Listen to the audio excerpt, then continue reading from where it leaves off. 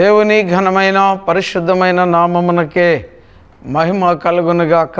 అమ్మ, అందరూ బాగున్నారుగా? చాలా సంతోషం.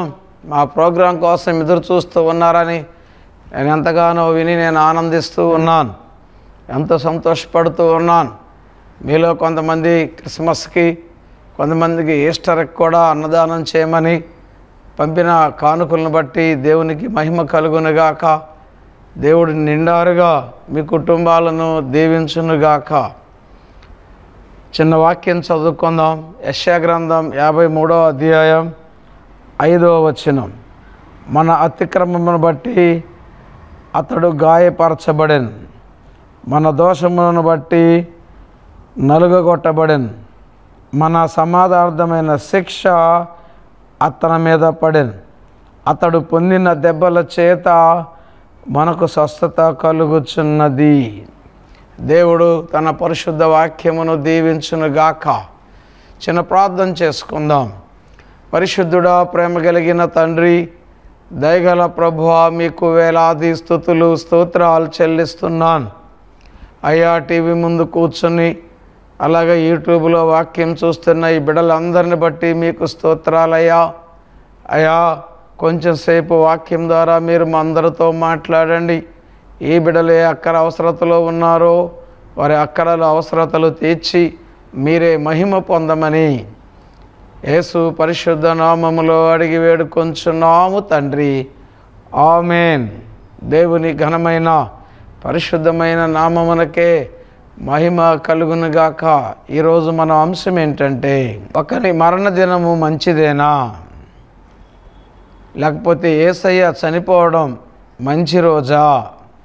ప్రియమైన దేవుని బిడ్డలారా, ఈ ప్రపంచంలో చనిపోయిన రోజు మంచిది అని ఎవరు పిలవరు. ఎంత దుర్మార్గుడైనా, ఎంత దుష్టుడైనా, ఎంత పనికిమాలినోడైనా చనిపోతే చనిపోయిన తర్వాత చాలా మంచోడని అంటారు. అలాగే చాలా చెడ్డ దినంగా అందరూ ఏడుపు రాకపోయినా సరే ఈ ఏడుపు గురించి ఏడుపు మొహం పెట్టుకుని ఉంటూ ఉంటారు. ఈ లోకంలో ఎంతోమంది చనిపోయారు, కానీ ఎవరు చనిపోయినా ఎప్పుడు కూడా ఇది మంచిది అని చెప్పి ఎవరు అనలేదు. ఈ గుడ్ ఫ్రైడే రోజున, అంటే మంచి శుక్రవారం, జరిగింది ఏంటి? ఆస్తులు వచ్చాయా, జయించాడా, లేకపోతే ఇంకేమైనా వచ్చాయా అని అంటే ఏమీ రాలేదు. కానీ ఒక పరిశుద్ధుడైనటువంటి దేవుడు మానవాళి కొరకు తన ప్రాణాన్ని తను ముందుగానే చెప్పినట్లుగానే తన ప్రాణాన్ని అర్పించినటువంటి రోజు. అదే తన ప్రాణం పోతే మంచి రోజు ఏంటండి? మంచి శుక్రవారం ఏంటండి? ఒక మంచి వ్యక్తిత్వం కలిగిన దేవుణ్ణి పోగొట్టుకున్నాం. ఒక దేవుడు మరణించటం ఏంటండి? ఆ మరణిస్తే మంచి రోజు అంటాం ఏంటండి అని మీరు చాలామందికి డౌట్ రావచ్చు. కొంతమందికి గుడ్ ఫ్రైడే ఎందుకు చేసుకుంటున్నారో వాళ్ళకే అర్థం కాదు, చేసే వాళ్ళకి అర్థం కాదు, చేసుకునే వాళ్ళకి అర్థం కాదు. అసలు ఎక్కడున్నా సరే ఆ గుడ్ ఫ్రైడే రోజున ఆన్లైన్లోనో లేకపోతే మందిరానికో వెళ్ళి అటెండ్ అవ్వడానికి ప్రయత్నం చేస్తారు. ఈ రోజున ఆన్లైన్లో చాలా ఎక్కువైపోయాయి. ఇక చర్చీలు కూడా వెళ్ళనీయకుండా అంతా టీవీల ముందు, ఫోన్ల ముందు కూర్చుని పని కానిచ్చేస్తూ ఉన్నారు. ఒక విధంగా చెప్పాలంటే కొంతమంది సేవకులు గుడులు ఖాళీ చేపించి వాళ్ళ ఫోన్లకి ఎడిట్ అయ్యేటట్లుగా చేస్తున్నారు.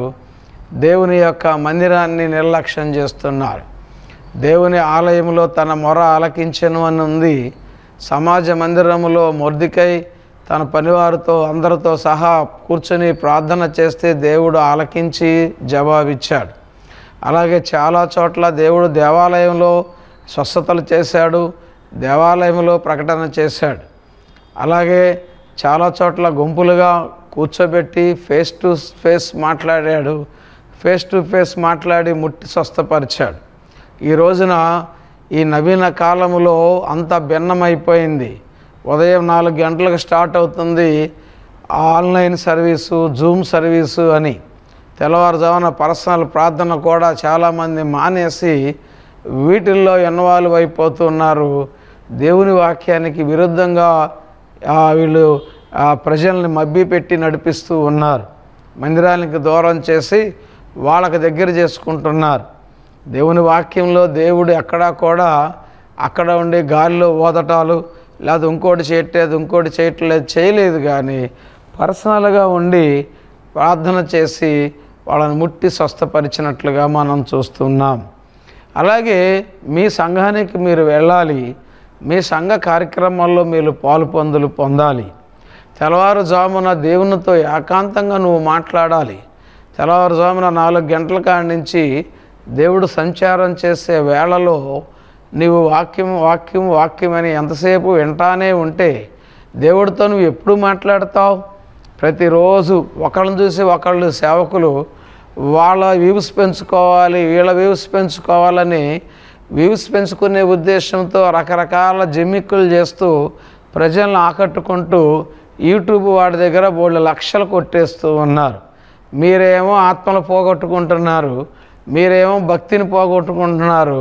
మిమ్మల్ని పట్టుకుని మిమ్మల్ని అడ్డు పెట్టుకుని వాళ్ళేమో డబ్బులు సంపాదించుకుంటున్నారు. అది మీకు తెలుసు. దాన్ని పట్టుకుని మీ స్థానిక సంఘాన్ని నిర్లక్ష్యం చేసి టీవీలో కనపడితేనో లేదా జూమ్లో కనపడే సేవకుల్ని ఎత్తుతున్నారు. స్థానికంగా ఉన్నటువంటి సేవకుల్ని నిర్లక్ష్యం చేసి ఈ ఛానల్ కాకపోతే ఆ ఛానల్ కాకపోతే ఈ ఛానల్ జంపులు చేసుకుంటా మీరు కాలం గడిపేస్తూ టోటల్గా సాతానుగాడు మీకు పర్సనల్ సంబంధం దేవునితో లేకుండా, దేవునితో మాట్లాడే అవకాశం లేకుండా చేస్తున్నాడు. కనుక ఎక్కడి నుంచైనా యెహోషువ తెల్లవారుజామున ప్రార్థన చేశాడు. దానియేలు 3 సార్లు తెల్లవారుజాముతో మొదలుకొని ప్రార్థన చేశాడు. అలాగే దావీదు ప్రార్థన చేశాడు ఏకోజామునే. వీళ్ళందరూ కూడా అనేక మంది భక్తులు మనం చూస్తూ ఉంటే ఏకోజామున ప్రార్థన చేశారు. ఏకోజామున వాక్యం విన్నట్టు లేదు, ఏకోజామున ఏదో చదివినట్టు లేదు, కానీ ఏకోజామున దేవునితో మాట్లాడే అనుభవంతో ఉన్నవారు. కనుక ప్రియమైన దేవుని బిడ్డలారా, ఈ పండగ రోజుల్లో గుడ్ ఫ్రైడే, ఈస్టర్ ఈ రోజుల్లో కూడా వదలకుండా మందిరానికి వెళ్లకుండా 1వ ఆరాధన, 2వ ఆరాధన, 3వ ఆరాధన అని చెప్పి జూముల్లో యూట్యూబ్లో పెట్టేసి మిమ్మల్ని మందిరానికి వెళ్ళనీయకుండా చేసేటువంటి ఆ సాతాను ట్రిక్కుల నుంచి నువ్వు బయటకు వచ్చుదువుగాక. ఈ రోజున సాతానుగాడు తెలివి మీరిపోయాడు. వాడికి వ్యతిరేకంగా ఉంటే మీరు మాట వినరని అనుకూలంగా దేవునికి దూరం చేయటం ప్రారంభించాడు. కనుక మీరు దగ్గరగా ఉండండి. ఒకవేళ మీ సంఘం నుంచి కనుక ఆ లైవ్ వస్తూ ఉంటే తెల్లవారుజామున కాకుండా మీరు దూరంగా ఉన్నారు, మీ సంఘం చూడాలి, మీ పాస్టర్ గారు వాక్యం వినండి, తప్పేం కాదు. మీరు దూరంగా ఉన్నారు కనుక. అంతేగాని కేవలం దానికోసమే మందిరం ఎగ్గొట్టే వెళ్ళే అవకాశం ఉన్నా సరే మందిరాన్ని నిర్లక్ష్యం చేసి ఎవరో జూములో వస్తున్నారని తెల్లవారుజామున 4 గంటలకల్లా లేచి 5 గంటలకల్లా లేచి అందులో నువ్వు ఇన్వాల్వ్ అవ్వడం అనేది అంతగా కరెక్ట్ కాదు. ఆ సమయాన్ని నువ్వు ప్రార్థనా సమయాన్నిగా ఎంచుకుని ఆ దినమంతా రోజంతా నువ్వు ఏం చేయాలో దేవుని దగ్గర విచారణ చేసి దేవుని దగ్గర ఒక గైడెన్స్ తీసుకుని ఆ ప్రకారంగా కనుక నువ్వు ముందుకు వెళ్ళగలిగితే ఆశ్చర్యకరమైన విజయాలు నీవు నీ కుటుంబంలో సంపాదించుకుంటావు. అలాగే ఇక్కడ మనం చదువుకున్న భాగంలో ఈ గుడ్ ఫ్రైడే ఒక వ్యక్తి చనిపోవడం మంచిదేనా అని చెప్పి మనం అనుకుంటూ ఉన్నాం. కనుక ప్రియమైన దేవుని బిడ్డలారా, యేసుక్రీస్తు ఈ లోకానికి రాకముందే దాదాపుగా 7 నుండి 750 సంవత్సరాల క్రితమే యెషయా ప్రవక్త ఆయన మన జననాన్ని గురించి ఆయన మరణాన్ని గురించి ప్రచురించినట్లుగా మనం చూస్తున్నాం. కనుక ప్రియమైన దేవుని బిడ్డలారా, ఎందుకు మంచిది, దేనికి మంచిది, ఒక వ్యక్తి లేకపోతే ఒక దేవుడు మరణించటం వలన ఎందుకు మంచిది అని అంటే, ఏవైతే ఆయన గురించిన ప్రవచనాలు ఉన్నాయో మొదటగా ఆ ప్రవచనాలు నెరవేర్చబడడం, ఈ బైబిల్ సత్యమే అని, ఆయన ద్వారా వచ్చే ప్రవచనాలు నెరవేర్చబడినాయి అని మనందరికీ కూడా యేసయ్య మీద విశ్వాసం కలగడానికి నిదర్శనంగా నిలిచాయి, దృష్టాంతాలుగా నిలిచాయి. అలాగే ఇంకో మాట మనం చూస్తున్నాం, ఇక్కడ ఆయన పొందిన దెబ్బల చేతట మనకు స్వస్థత కలుగుతున్నదట. ఈ రోజున మనం చూస్తూ ఉంటే దాదాపు 39 రకాల వైరస్ల వలన చాలామందికి రోగాలు పాలవుతున్నారు. ఇన్ని వందల రోగాలు రావడానికి కారణం 39 రకాల వైరస్లు. దేవుడు తను మరణించడానికి ముందు 39 కొరడా దెబ్బలు ఆయన తిన్నాడు. అంటే ప్రతి రోగానికి, ప్రతి వైరస్కి ఒక దెబ్బ ఆయన తిన్నాడు. దాని ద్వారా స్వస్థత సిద్ధమైంది. కనుక ఈ రోజున మనం ప్రార్థనలు చేస్తూ ఉంటే స్వస్థత కలుగుతుందంటే మా గొప్ప కాదు, మనుషుల గొప్ప కాదు. అది దేవుడు 2023 సంవత్సరాల క్రితమే ఆయన మన కొరకు దెబ్బలు తిని స్వస్థతను సిద్ధం చేశాడు. అంటే మనకు ఆయన మరణం ద్వారా వచ్చేది ఏంటంటే మొదటిగా స్వస్థత, రెండోది మన దోషాలు, మన అతిక్రమాలు ఇవన్నీ మనం కలిగి ఉన్నాం. ప్రతి మానవుడు కూడా కర్మ పాపం కలిగినవాడు, జన్మ పాపం కలిగినవాడు. ఈ కర్మ పాపం, జన్మ పాపం వలన మానవుడు మనశ్శాంతి లేకుండా బతుకుతున్నాడు. ప్రతిరోజు దడుస్తూనే బతుకుతున్నాడు, భయపడుతూనే బతుకుతున్నాడు, చస్తూనే బతుకుతున్నాడు. కనుక కారణం ఏంటంటే మనిషి పాపములో బానిసైపోయాడు. కొంతమంది వ్యభిచారంలోను, కొంతమంది తాగుళ్ళలోను, కొంతమంది జోదంలోను, కొంతమంది గుర్రా పందాల్లోను, కొంతమంది లంచాల్లోను, కొంతమంది చెడ్డ తిరుగుల్లోను, చెడ్డ పొగ తాగటంలోను, ఒక్కొక్కళ్ళు ఒక్కొక్క పాపానికి ఎడిక్ట్ అయిపోయారు. మనశ్శాంతి లేకుండా బతుకుతున్నారు. మరి కొంతమంది అక్రమ సంబంధాలు పెట్టుకొని వారి ఇష్టానుసారంగా జీవిస్తూ వారు మనశ్శాంతి లేకుండా బతుకుతున్నారు. పాపం చేసేవాడికి మనశ్శాంతి ఉండదు. కారణం ఏంటంటే ఆ పాపం ఎప్పుడు పండుద్దో తెలియదు. పాపం పండినప్పుడు మెక్కులు ఇరుగుతాయి. పాపం పండినప్పుడు అది శిక్ష ఎలా ఉంటుందో ఎవరికి తెలియదు. కనుక పాపం చేసేటప్పుడు బాగానే ఉంటుంది, కానీ దానివల్ల పర్యవసానం చాలా భయంకరంగా ఉంటుంది. ఎలాగో అలా తప్పించుకుని దొరకకుండా ఈ లోకంలో మరణించిన తర్వాత కూడా పాపం వెంటాడుతూనే ఉంటుంది. పాపములు ఎవడైతే చనిపోయారో ఆ వ్యక్తి నిత్య నరకానికి వెళతారు. కారణం ఏంటంటే మనలో ఉన్న ఆత్మ దేవుడు పెట్టింది. ఆ ఆత్మ పరిశుద్ధంగా లేకపోతే పరిశుద్ధమైన దేవుని దగ్గరికి పోదు. పరిశుద్ధమైన దేవుని దగ్గరికి అంటే పరలోక రాజ్యానికి మనం వెళ్ళాలి అని అంటే ఈ భూమి మీద మనం సంతరించుకున్న ఈ శరీరం, ఈ మట్టిలోంచి వచ్చిన ఈ శరీరం మళ్ళీ తిరిగి మట్టిలోనికే వెళ్ళిపోతుంది. దేవుడు మనకిచ్చిన ఆత్మ, మనకు ఆత్మనిచ్చాడు. దేవుడు తన ఆత్మను మనలో పెట్టాడు, మనలో ఊదాడు. ప్రతి ఒక్కరిని స్వహస్తాలతో ఆయన తయారు చేశాడు. కనుకనే ఈ ప్రపంచంలో ప్రతి ఒక్కరూ ఒకరిని పోలిన ఒకరు ఏలుముద్రలతో సహా విడివిడిగా ఏలుముగ్గురులో ఒకళ్ళకి ఒక్క కంటిపాప మరొకరికి సంబంధం లేకుండా ఉన్నాయి అంటే నిన్ను నన్ను కూడా ఒక ప్రత్యేకమైన శ్రద్ధతో ఆయన తయారు చేశాడని మనం ఒప్పుకోవలసిన వారమై ఉన్నాం. కనుక అంత మంచిగా సృష్టించబడిన మనం ఆయన ఆత్మ మనలో ఉంది కనుక ఆ ఆత్మ మనం చేతులారా మలినం చేసుకుంటున్నాం, అశుద్ధం చేసుకుంటున్నాం. పొగ ఊది, మందు పోసి, అబద్ధాలాడి, బూతులు మాట్లాడి, రకరకాల పనికిమాలిన ఆలోచన చేసి ఆయన పెట్టిన ఆత్మ అపరిశుద్ధంగా మారిపోయింది. అపరిశుద్ధమైన ఆత్మ పరిశుద్ధమైన పరిశుద్ధమైనటువంటి ఆ పరలోక రాజ్యానికి పోదు కనుక ఆ పరలోక రాజ్య మహిమను మనం చూడాలి. ఒకవేళ నువ్వు పరలోక రాజ్యానికి పోకపోతే వెళ్ళేది నరకానికి. అక్కడ అగ్ని ఆరదు, పురుగు చావదు, భయంకరమైన వేదను అనుభవిస్తావు. కనుక ప్రియమైన దేవుని బిడ్డలారా, ఎప్పుడో చచ్చిపోయిన తర్వాత ఏంటో అనుకుంటావేమో. నిజంగా మారు మనసు పొంది దేవుణ్ణి నమ్ముకుని యేసుక్రీస్తు నీ హృదయాన్ని మార్చిన తర్వాత గుర్తుపెట్టుకోండి, చాలామంది మతాన్ని మారుస్తున్నాం అంటున్నారు. ఎవరు మతాన్ని మార్చరు. మతం మార్చడంలో ఒరిగేది ఏమీ లేదు. దేవుడు హృదయాన్ని మార్చే దేవుడు. ఎక్కడ కూడా ఎన్ని ప్రయత్నాలు చేసినా సరే, ఎన్నిసార్లు నిష్టగా నియమాలుగా ఉన్నా సరే, కంప్లీట్గా మార్పు చెందించే దేవుడు ఎవరైనా ఉన్నారు అంటే ఒక ఇష్టపడిన మనిషికి మంచి మార్పుతో కూడినటువంటి అనుభవం ఒక క్రీస్తు వల్లనే సాధ్యం. ఆయన హృదయాలు మార్చేవాడు. ఆయన వాక్యం హృదయాలను మార్చుది. ఆయన వాక్యం బలమైనటువంటి శక్తి వలె పనిచేసి ప్రతి మనిషిని కూడా మార్చి ఒక మంచి స్థితిలోనికి తీసుకుని వెళ్తుంది. కనుక ఈ లోకంలోనే హాయిగా బ్రతకాలి అని అంటే పాపం క్షమాపణ కావాలి.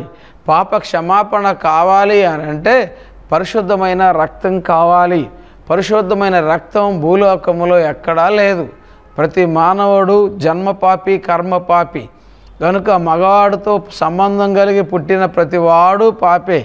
జామ చెట్టుకి జామకాయ, అలా కొబ్బరి చెట్టుకి కొబ్బరికాయ ఎలాగుంటుందో పాపి అయిన మానవుడికి పుట్టినవాడు జన్మతో పాపే. గనుక ఈ పాపి అయిన మానవుడి యొక్క పాపిష్ట రక్తం పాపాన్ని కడగడానికి ఉపయోగపడదు. పాపాన్ని కడగటం ఉపయోగపడకపోతే పాపంలోనే చనిపోతున్న వారు నిత్య నరకానికి వెళ్ళిపోతున్నారని ఆ బాధ కలిగి నిన్ను నన్ను ప్రేమించి యేసయ్య ఈ లోకానికి వచ్చాడు. ఎలా వచ్చాడు అంటే, ఒకవేళ ఆ మగవాడితో ద్వారా వస్తే గనక ఆయన జన్మ పాపం ఆడే, ఇంక దేవుడు ఎందుకంటారు ఆయన్ని? కనుక ఆయన పురుషులతో సంబంధం లేకుండా పరిశుద్ధాత్మ ద్వారా గర్భవతిగా మరియమ్మ చేయబడి ఆమెను ఒక సాధనముగా ఎన్నుకున్నాడు. ఎందుకంటే మనిషి మాంసంలోని వస్తేనే ఆ రక్తం ద్వారా మనిషికి పాప క్షమాపణ, పాపానికి విడుదల కలుగుద్ది అనే ఉద్దేశంతో పరిశుద్ధమైన రక్తం కార్చాడు. కనుక చాలామంది తెలియ తక్కువ వాళ్ళు ఎవరికి పుట్టాడో తెలియదు అని అంటారు. కేవలం అజ్ఞానులు, వాళ్ళల్లో దయ్యాలు దూరి అలాగూ మాట్లాడిస్తూ ఉంటారు. ఆ మాటలు మనం పట్టించుకోవాల్సిన అవసరం లేదు. ఎంతోమంది మనల్ని రెచ్చగొడుతూ ఉంటారు, దానికి రెచ్చిపోవాల్సిన అవసరం లేదు. అజ్ఞానులు ఏదైనా మాట్లాడతారు కనుక ఆ అజ్ఞానంతో ఉన్నవారు కళ్ళు తెరిపించబడాలని ఇలా ఇత్తండవాదం చేసేవారి కొరకు మనం ప్రార్థన చేయాలి తప్ప వాళ్ళని మనం ఏమి అనకూడదు. వాళ్ళని చూసి మనం జాలి పడుతూ ఉండాలి. కనుక ప్రియమైన దేవుని బిడ్డలారా, ఆయన తన పరిశుద్ధమైన రక్తాన్ని కారిస్తే మనం పాపం నుంచి విముక్తి పొందుతాం. నేను పాపినని ఒప్పుకుంటే పాప క్షమాపణ కలుగుతుంది గనక నిత్య నరకం నుండి తప్పించబడతాం. అందువలన ఆయన మరణ దినం ఒక మానవాళికి మంచి రోజుగా మారిపోయింది. ఇంకా ఈ రోజు మరలా తిరిగి వచ్చే రోజు కాదు. ఇంకొక వ్యక్తి రక్తం కార్చినా ఆ రక్తం ఎందుకు పనికిరాదు. గనుక మంచి రోజు మానవాళికి ఆ నిత్య పరలోక రాజ్యాన్ని ఇచ్చే రోజు గనుక ఆయన మరణం మానవాళికి మంచిదైంది గనుక ఇది మంచి శుక్రవారం చెప్పి మనం పిలుస్తూ ఉన్నాం. ఆయన మరణం ద్వారా, ఆయన దెబ్బల ద్వారా మనకు స్వస్థత కలుగుతున్నది గనుక ఇది మంచి శుక్రవారం అని మనం పిలుస్తూ ఉన్నాం.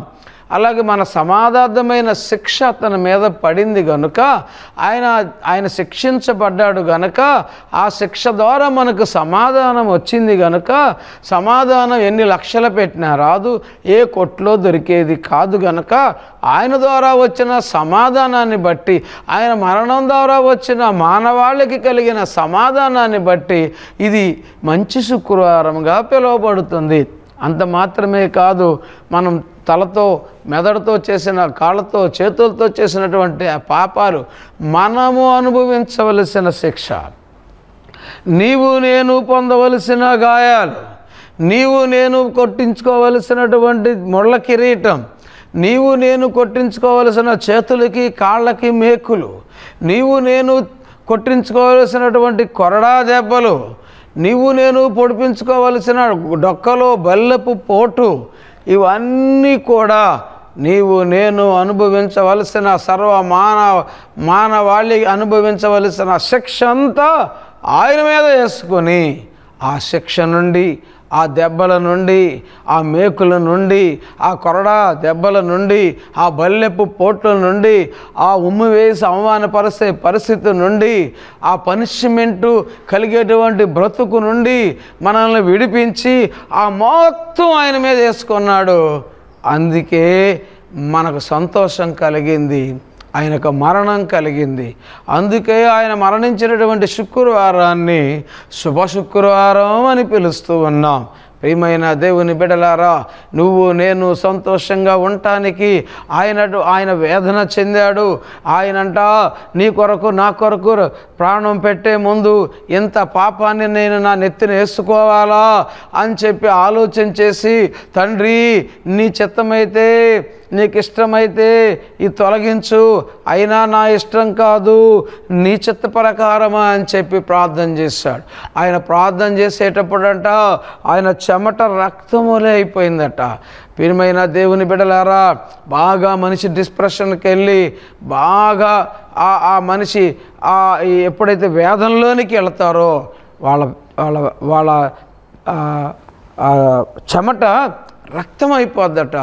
అంతగా వేదన పొందాడు. అయినప్పటికీ ఆయన మరణించటం మానలేదు. ఆయన బ్రతుకుండగానే చెప్పాడు, మీ అందరి కొరకు నా ప్రాణాన్ని పెడతాను అని, మరలా తిరిగి లేస్తాను అని. ప్రియమైన దేవుని బిడ్డలారా, అనుకున్నట్టుగానే శుక్రవారం మధ్యాహ్నం 3 ఆ ప్రాంతంలో మరణించాడు. అనుకున్నట్టుగానే 3వ రోజున అనగా ఆదివారం తెల్లవారుజామున ఆయన రక్షకుడిగా ఆయన పునరుద్ధానుడై తిరిగి మరణాన్ని జయించి తిరిగి లేచాడు. అందుకే మంచి శుక్రవారం అయింది, అందుకే శుభ శుక్రవారం అయింది, అందుకే గుడ్ ఫ్రైడే అని దీన్ని పిలుస్తున్నారు గనక అది నీ జీవితంలో పండగగా ఉండకూడదు, ఒక ఆచారంగా ఉండకూడదు, ఒక అలవాటుగా ఉండకూడదు. ఆయన పొందినటువంటి దెబ్బలు, ఆయన చిందించిన రక్తం, ఇంకా నువ్వు రక్షణ పొందకపోతే, ఇంకా పాపములో నుంటే ఆ పాపము నుండి నీకు విడుదల కలగాలంటే కనీసం ఈ శుక్రవారమైనా ఈ సమయంలో అయినా, అయ్యా నేను పాపినయ్యా, నన్ను క్షమించి నాకు రక్షణ భాగ్యం కలుగు చేయి గనక అని నువ్వు ప్రార్థన చేస్తే దేవుడు తప్పకుండా నిన్ను విడిపిస్తాడు, రక్షణ భాగ్యం ఇస్తాడు, ఆరోగ్యం ఇస్తాడు, ఐశ్వర్యం ఇస్తాడు, పరలోక రాజ్య మహిమను, సమాధానాన్ని, ఆనందాన్ని, సంతోషాన్ని ఎక్కడే అనుభవించేటట్లుగా చేస్తాడు. ఆ ఆనందం నీకు కావాలంటే ఈ శుభ శుక్రవారం యొక్క పవర్, ఈ శుభ శుక్రవారం ఉద్దేశం నీ జీవితంలో నెరవేర్చబడాలి అంటే నువ్వు మందిరానికి రా. దేవుని మందిరంలో మోకరించి ప్రార్థన చేసి పాపం మొక్కుని, అయ్యా నా యొక్క పాపాలు క్షమించయ్యా, నాకు మారు మనసు దయచేయమని చెప్పి అడిగితే, ఏ కులమైనా ఏ మతమైనా సరే, నేను ఒకనొక సమయంలో వేదనలో బాధలో ఉండి నా కులం నా మతం అని కుల పిచ్చి పట్టినవాడుగా, మత పిచ్చి పట్టినవాడుగా తిరుగుచూ ఆఖరికి దరిద్రుని అయిపోయాను. నా కులం నన్ను బాగు చేయలేదు, నా మతం నాకు పైకి తీసుకురాలేదు, నేను నమ్ముకున్న ఏ దేవుడు కూడా నాకు మనశ్శాంతిని తెచ్చివ్వలేదు. నా యేసయ్య నాకు మనశ్శాంతిని ఇచ్చాడు, నా యేసయ్య పాప క్షమాపణ ఇచ్చాడు, నా యేసయ్య ఇప్పుడు అనేక మంది కడుపు నింపేటట్లుగా దేవుడు మా సంఘాన్ని మార్చాడు. నీవు ఆశీర్వాదకరంగా దీవెనకరంగా ఉండాలంటే, ఈ బాధల నుండి, అప్పుల నుండి, తిప్పల నుండి, రోగం నుండి విడుదల పొందాలంటే ఆ యేసయ్యను నమ్ముకో, ఆ యేసయ్య దగ్గరికి రా, ఆయన అడుగు, పొందుకో. దేవుడు నన్ను దీవించి ఆశీర్వదించి ఈ సంవత్సరమైన నిజమైన గుడ్ ఫ్రైడే నీ జీవితంలో చేసుకుందువుగాక. మీకోసం ప్రార్థన చేయబోతున్నాను.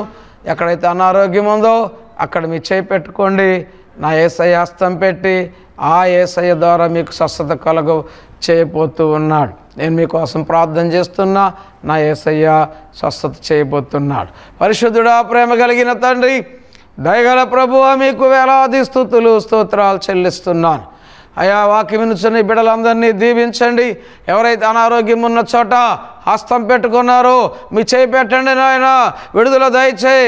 యేసు నామములో కడుపులో నొప్పిని, యేసు నామములో షుగర్, యేసు నామములో అల్సర్, యేసు నామములో మెదడువాపు, యేసు నామములో ఎయిడ్స్, యేసు నామములో గ్యాస్, యేసు నామములో ఆయాసం, కీళ్ళ నొప్పులు, మోకాళ్ళ నొప్పులు, గ్యాస్ ట్రబుల్ నొప్పులు విడుదల కలుగునుగాక.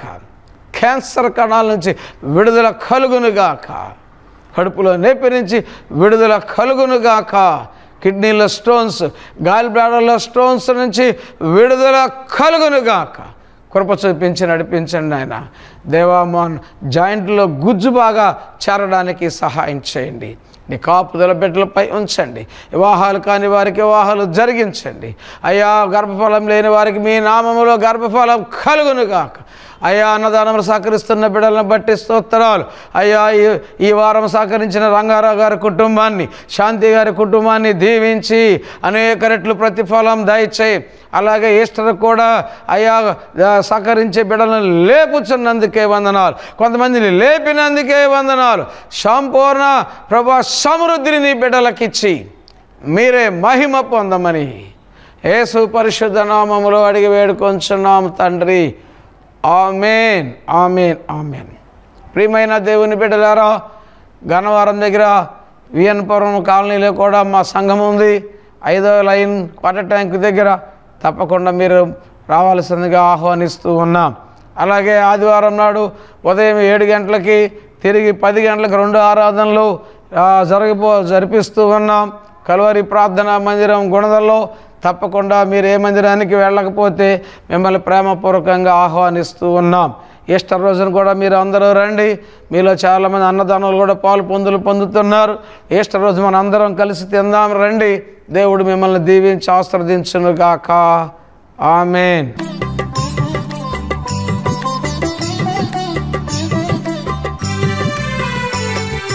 మనసున్న మంచి దేవా, నీ మనసును నాకిచ్చావా. మనసు మలినమైన నాకై మనిషిగా దిగి వచ్చావా. మనసున్న మంచి దేవా, నీ మనసును నాకిచ్చావా. మనసు మలినమైన నాకై మనిషిగా దిగి వచ్చావా. నా మదిని కోవెలగా మలుచుకోవయా, నా హృదిని రారాజుగా నిలిచిపోవయా. మనసున్న మంచి దేవా, నీ మనసును నాకిచ్చావా. మనసు మలినమైన నాకై మనిషిగా దిగి వచ్చావా.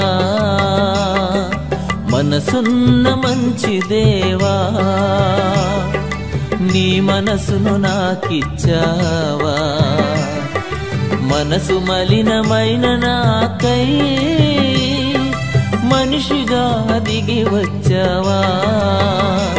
నా మదిని కోవెలగా మలుచుకోవయా, నా హృదిని రారాజుగా నిలిచిపోవయా.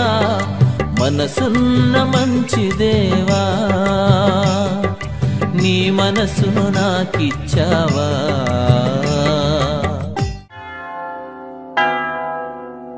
దేవుని మందిరం దీవెన ప్రాంగణం, దేవుని మందిరం